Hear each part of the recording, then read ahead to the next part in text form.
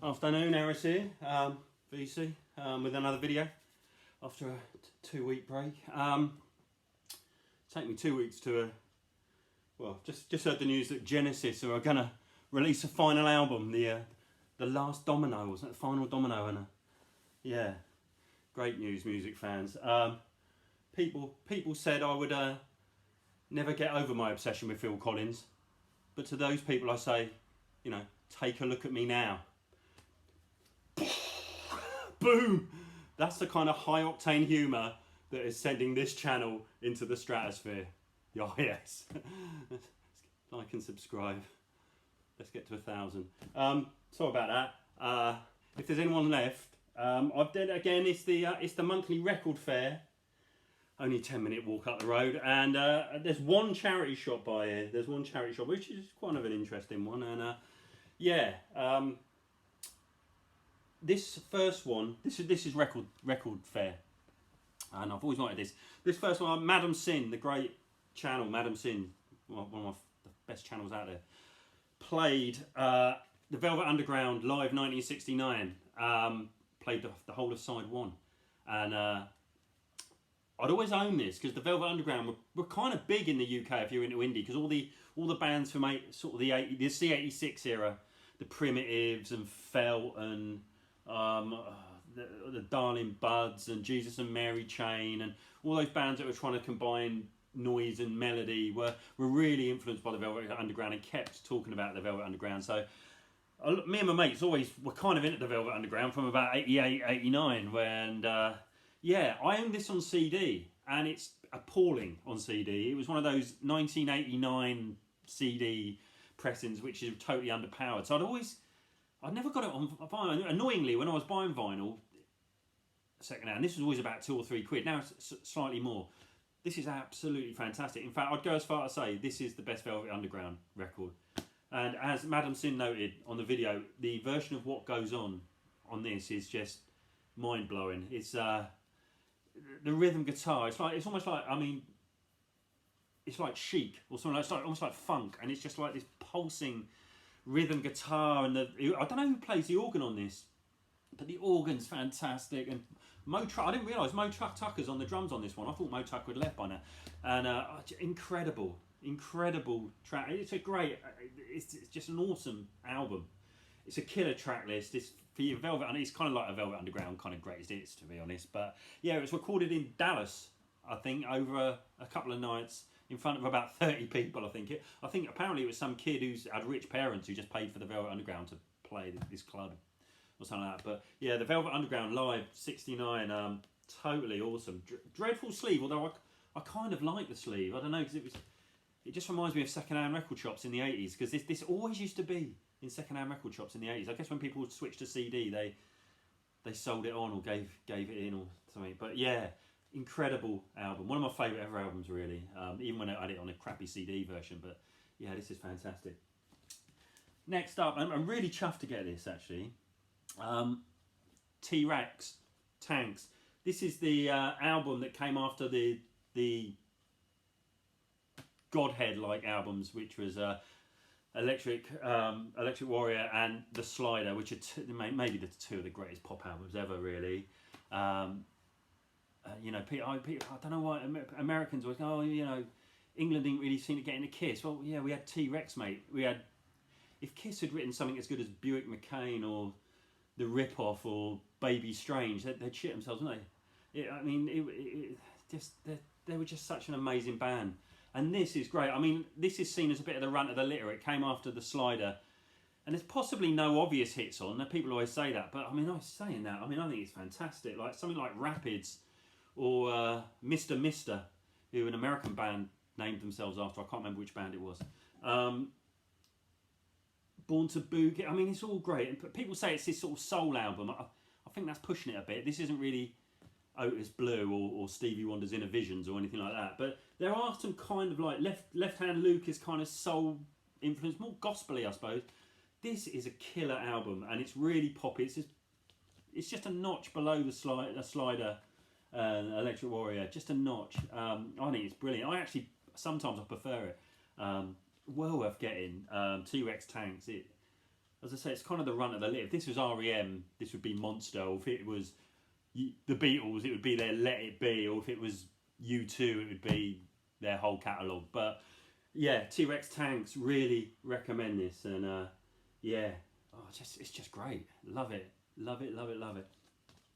Next up, this is, I've got this, when you go to record fairs, they've always got like the £1 box or the £2 box, or, you know, one record for £4, three for a tenner, and it's well worth looking through, because a lot of these guys are just trying to get rid of stock, and they will chuck stuff in.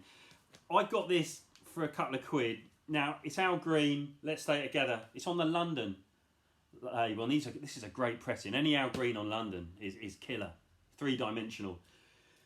This is probably, I think, a £30 or £40 record. I got it for £2, but with obvious reasons, it's sort of hung together with gaffer tape, and it's falling apart quite badly. And I think it might be beyond rescuing. I played it last night, and I gave it a clean. I've got one of those spin clean machines, and yeah, it's kind of, I'm 70% there with it. But yeah, I mean, what a great album. I mean, I'm an Al Green nut, to be honest, and I'll put this maybe at his third best, fourth best, after Call Me, Bell, I don't know, maybe even his fifth best, and it's awesome. I mean, I think Al Green's got about 5 solid gold albums, and yeah, this is just great, and yeah, just stuff like Say You're Leaving. It's got Let's Stay Together, obviously, and of course, How Can You Mend a Broken Heart by the Bee Gees, which was just incredible, one of his greatest moments, isn't it? Yeah, Al Green, Let's Stay Together, £2, but yeah, I think this one's ready for the knackers yard already, to be honest. But we give it another. Maybe I'll do the wood glue cleaning. We'll see how that goes. Maybe I'll do a video on that. I won't. Don't worry. Next up, as you know, I'm on the mission to well, I say as you know, I'm assuming people have watched my videos before, which is slightly sad of me. I'm trying to reconstruct all the Smiths singles I sold in 1992. It's my midlife crisis vanity project. I've got another one. The Smiths, Girlfriend in a Coma.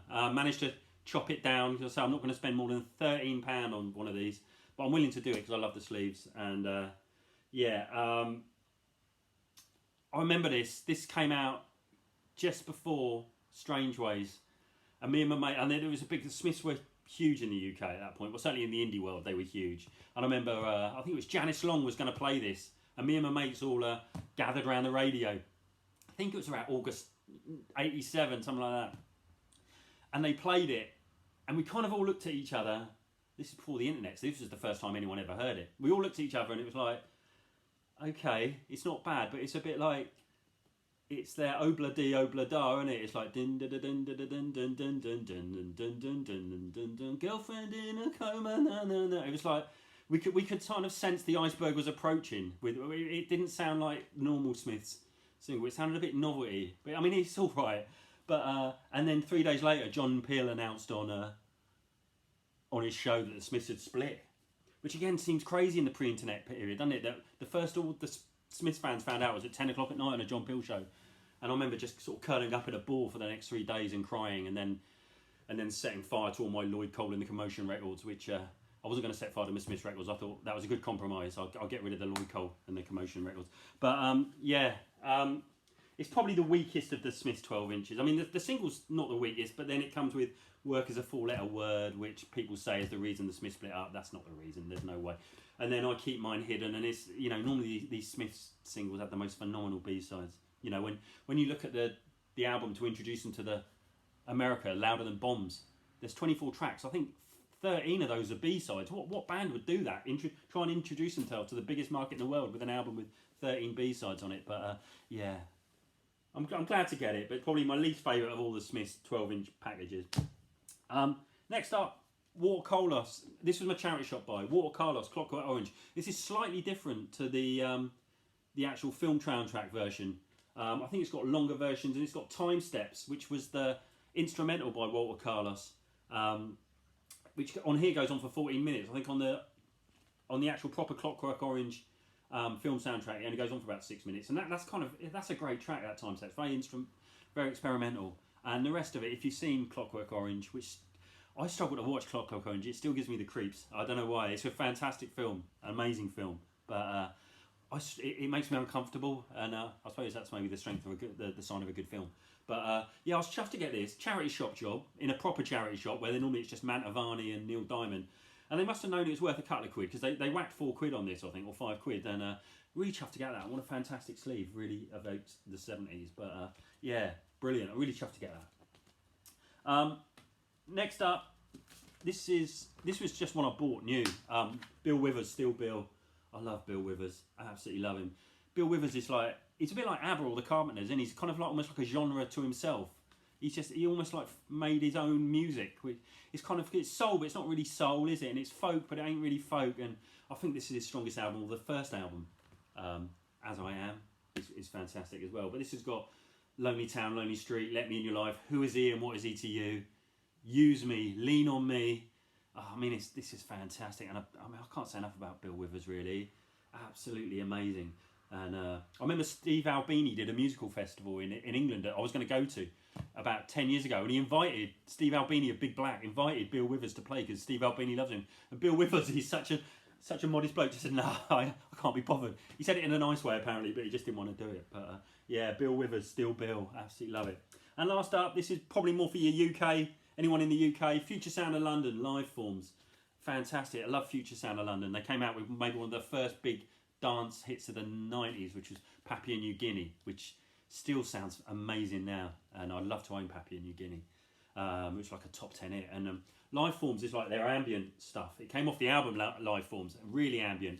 And I've also just picked this out, Future Sound of London, Dead Cities, well worth getting if you're into your ambient. But this is great. This is from the Record Fair, 12-inch single in 6 parts with Liz Fraser from the Cocteau Twins singing on it. But yeah, awesome stuff. Future Sound of London, Live Forms, really chuffed to get that. I haven't played it yet. So yeah, that's me videos, and yeah, there'll be some, oh sorry, that's me records. There'll be some more videos to come, and thanks for watching, guys. Appreciate it.